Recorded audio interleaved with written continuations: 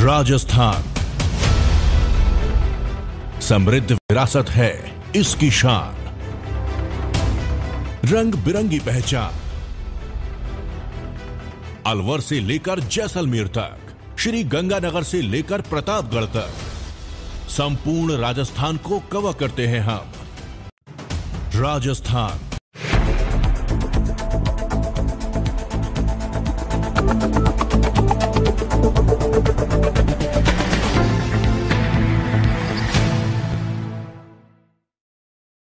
सोलहवीं विधानसभा के सत्र की शुरुआत 19 जनवरी को राज्यपाल कलराज मिश्र के अभिभाषण से हुई। राज्यपाल के अभिभाषण के दौरान सदन में जमकर हंगामा हुआ, जिसमें पूर्ववर्ती गहलोत सरकार की योजनाओं से लेकर उनके कार्यकाल में प्रदेश की आर्थिक स्थिति को लेकर तंज कसा गया। फिलहाल कार्रवाई को 23 जनवरी सुबह 11 बजे तक के लिए स्थगित कर दिया है। सदन में जैसे ही राज्यपाल ने अभिभाषण शुरू किया तो आरएलपी विधायक हनुमान बेनीवाल ने हंगामा शुरू कर दिया। जब आज सदन में सत्र की शुरुआत हुई तो उन्होंने अपनी मांग को दोहराया और नारेबाजी भी की। राज्यपाल के अभिभाषण के दौरान बेनीवाल ने आरपीएससी को भंग करने की मांग उठाई। उन्होंने नागौर संसदीय क्षेत्र के लिए अपने प्रयास की भी बात साझा की।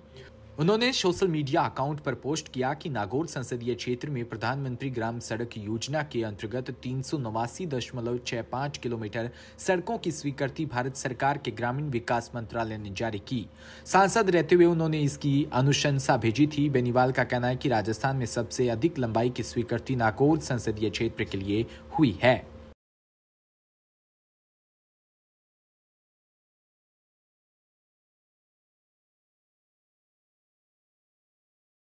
राजधानी जयपुर के तिलक नगर स्थित एमपीएस इंटरनेशनल स्कूल में न्यूज़पेपर मेकिंग प्रतियोगिता जूनियर एडिटर के लिए सोनल सलोनी महेश्वरी ट्रस्ट द्वारा स्टूडेंट को न्यूज एक्टिविटी किट वितरित की। ट्रस्ट के संस्थापक गोकुलदास माहेश्वरी ने बताया कि इस प्रतियोगिता में कक्षा 4 से लेकर 12वीं तक के स्टूडेंट्स भाग ले रही हैं। स्टूडेंट अपनी क्रिएटिव सोच और राइटिंग स्किल्स को एक नई पहचान दिला पाएंगे, बल्कि अपने शहर का नाम राष्ट्रीय स्तर पर रोशन कर सकेंगे। खास बात यह कि इस प्रतियोगिता में बच्चे अपने हाथों अपना खुद का अखबार बना पाएंगे। इस कार्यक्रम में माहेश्वरी समाज के अध्यक्ष केदारमल भाला, उपाध्यक्ष शिक्षा बजरंगलाल बाहोती, सचिव दीपक सारडा, मीडिया प्रभारी किशन राठी और स्कूल प्रिंसिपल अर्चना सिंह भी उपस्थित रहे। क्या आयोजन रहेगा?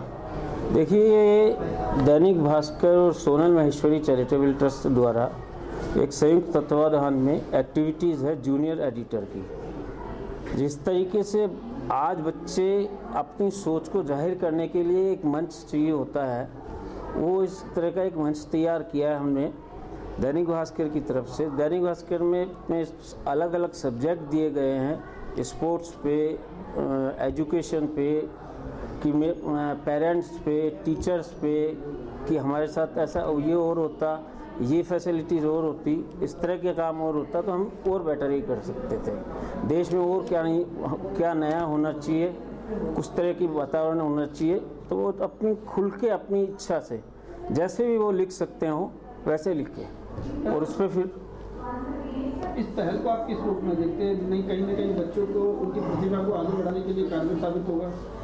आज की सोच, एक नई सोच, नया भारत, क्योंकि आज के बच्चे कल बड़े होके देश में रहें, संभालेंगे, चाहे वो नेतागिरी में हो, मिनिस्ट्री में हो, या एजुकेशन में हो, स्पोर्ट्स में हो, बिजनेस में हो, धार्मिक हो, सोशल हो, कैसे भी वो अपना खुद के माइंड से जो लिखेंगे और सोचेंगे और उससे कड़ी से कड़ी जो जुड़ती जाएगी, वो अपने आप में एक बहुत बड़ी पहल होगी। और इस एक्टिविटी को पूरे नेशनल लेवल पे लिया जा रहा है, जिसमें इसमें सेलेक्ट बच्चे होंगे 10 बच्चे, जिसमें फर्स्ट सेकंड प्राइज होगा, गिनीज बुक तक भी नाम जा सकता है।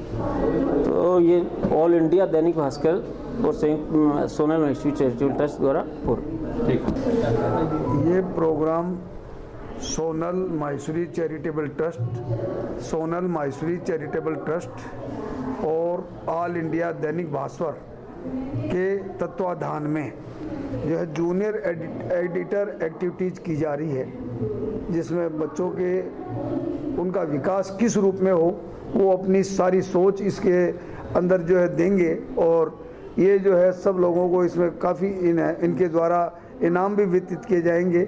तो इसमें जो है ये सारी एक्टिविटीज़ दी जाएगी। हाँ जी, ये जो प्रोग्राम दैनिक भास्कर के तत्वाधान में सोनल महसी चैरिटेबल के सहयोग से जो अपनी ये बच्चों के विकास के लिए जो प्रोग्राम कर रहे हैं, उनकी क्रिएटिविटी के लिए जो काम सोनल महसी चैरिटेबल ने लिया है, ये अति सराहनीय है। मैं उनको पूरा धन्यवाद व पूरी ट्रस्ट को साधुवाद देता हूँ कि ये आने वाले जो मोदी जी का जो लक्ष्य है कि आने वाला फ्यूचर हमारा युवा है, उनको आगे बढ़ाने के लिए इनको एक्टिविटी, उनको एजुकेशन, उनको आगे हर फील्ड में आगे लाना, उनको इसकी जो सोच है उसी सोच पे आज ये ट्रस्ट काम कर रहा है। इसके लिए मैं उनको बहुत बहुत धन्यवाद साधुवाद देता हूँ। ऐसी से अपना भारत आगे बढ़ेगा और विकसित भारत बनेगा, स्वस्थ भारत बनेगा।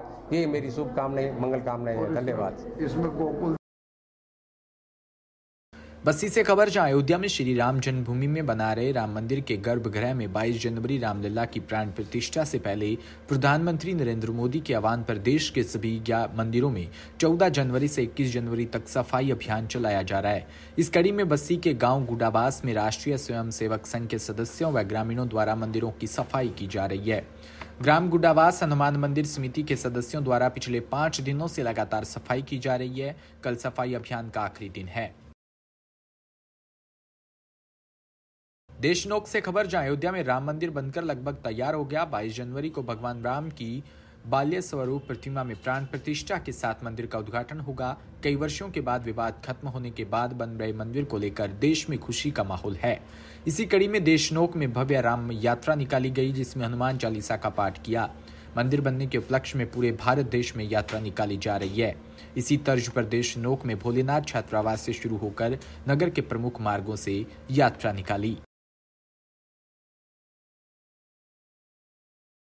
अयोध्या में राम मंदिर की प्राण प्रतिष्ठा को लेकर पूरे देश भर में उत्साह का माहौल है। इसी कड़ी में आज देशनोक में भव्य राम यात्रा का आयोजन किया गया। राम यात्रा की शुरुआत है जो श्री भोलेनाथ छात्रावास से शुरू हुई, विधिवत पूजा अर्चना करने के बाद है जो देशनोक के प्रमुख मार्गों से निकली। विधिवत पूजा अर्चना श्री करणी मंदिर के निजी प्रन्यास के अध्यक्ष बादल सिंह, उपाध्यक्ष चित्तदान चारण सहित विभिन्न संगठनों ने पूजा अर्चना की। इस यात्रा की शुरुआत की यात्रा है जो देशनोक के प्रमुख मार्गों से होते हुए निकली, जहाँ पर जोधपुर से खबर जहां पुलिस कमिश्नरेट के विवेक विहार पुलिस थाना क्षेत्र के नंदवान गांव में 2 पक्षों के बीच झंडा लगाने की बात को लेकर विवाद हो गया। मामला मारपीट तक जा पहुंचा। थाना पुलिस राजेंद्र सिंह चारण ने बताया कि इस विवाद में 4 लोगों को गिरफ्तार किया। बताया जा रहा है कि अयोध्या राम मंदिर के झंडे बिजली पोल पर लगाए जा रहे थे। जयपुर से खबर जहां स्वास्थ्य कल्याण ब्लड बैंक में मरहूम आमिर खान की द्वितीय पुण्यतिथि वफात की याद में मरहूम आमिर खान के पिता अनवर खान द्वारा विशाल रक्तदान शिविर का आयोजन किया। रक्तदान शिविर में काफी लोगों ने ब्लड डोनेट किया। तो वहीं विधायक मनीष यादव, कांग्रेस के महासचिव अयूब गौरी पठान और समीर शर्मा, दीपक सैनी, तो वहीं एडवोकेट ने काफी समाज सेवी लोगों ने शिविर में भाग लिया। दौसा से खबर जहां रामलला प्राण प्रतिष्ठा उत्सव को लेकर भारतीय जनता पार्टी जिला दौसा द्वारा शहर के गांधी तिराहे से 9:30 बजे पीले चावल व भगवा झंडा वितरण कार्यक्रम किया। कार्यकर्ताओं ने एक साथ मिलकर मुख्य बाजारों में मनगंज, संत सूरदास मार्ग और मंडी रोड और खादी भंडार रोड सहित मुख्य बाजार में मकानों व दुकानों पर लगाने के लिए सभी को झंडे वितरित किए। इसी क्रम में 22 जनवरी को लेकर आमजन में भारी उत्साह देखा गया।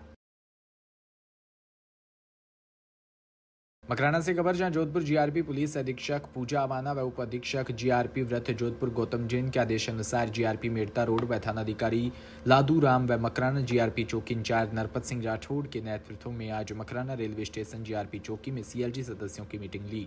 थानाधिकारी लादू राम ने बताया कि 22 जनवरी को अयोध्या धाम में प्रभु श्री राम के विराजमान के उपलक्ष्य व 26 जनवरी के पर्व को देखते हुए मकराना को सेंसिटिव एरिया मानते हुए सीएलजी सदस्य व व्यापारियों की मीटिंग ली गई है।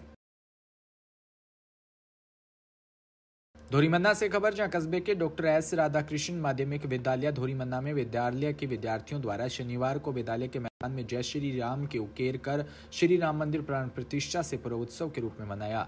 विद्यार्थियों द्वारा भगवान श्री राम पर अपने अपने विचार व्यक्त किए। साथ ही विद्यार्थियों द्वारा विद्यालय परिसर पर सरस्वती के मंदिर के रूप में साफ सफाई की गई।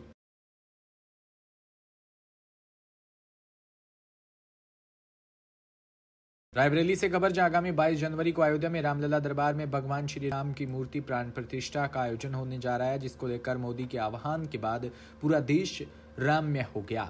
प्रभु श्री राम के चरणों की वंदना सभी देशवासी बड़े उत्साह के साथ कर रही हैं।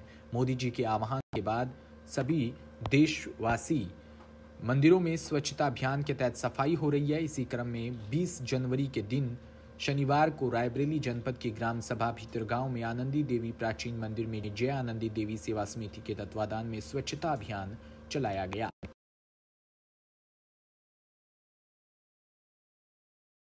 जोधपुर से खबर, जहां मानवतावादी आध्यात्मिक गुरु व द आर्ट ऑफ लिविंग संस्था के संस्थापक गुरुदेव श्री श्री रविशंकर जी को 2 दिवसीय यात्रा का जोर शोर से जोधपुर शहर में तैयारियां चल रही है। यह जानकारी शनिवार को बुलाई गई प्रेस वार्ता में देते हुए उनके अनुयायियों ने बताया कि गुरुदेव कई महत्वपूर्ण सेवा कार्यों का उद्घाटन करने के लिए अयोध्या से जोधपुर तक की यात्रा करेंगे। एक भव्य सार्वजनिक सत्संग का नेतृत्व कर अखिल भारतीय आयुर्विज्ञान संस्थान के जोधपुर के मेडिकल छात्रों को भी संबोधित करेंगे।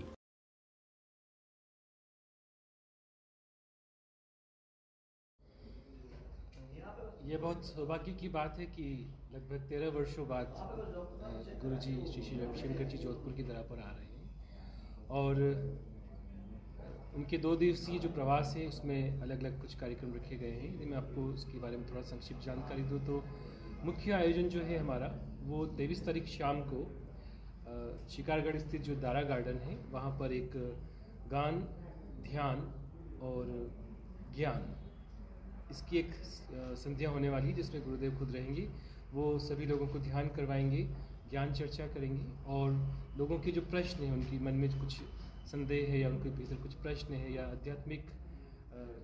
आध्यात्मिकता के बारे में और जानने को यदि उत्सुक है तो उनके प्रश्नों के उत्तर भी देंगे। गुरुदेव का आयोजन इस तरह से है कि वो या तो 22 तारीख शाम को या फिर 23 तारीख सुबह अयोध्या से सीधे जोधपुर पधारेंगे।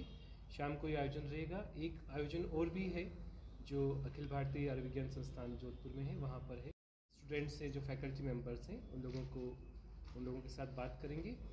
और दूसरे दिन 24 तारीख को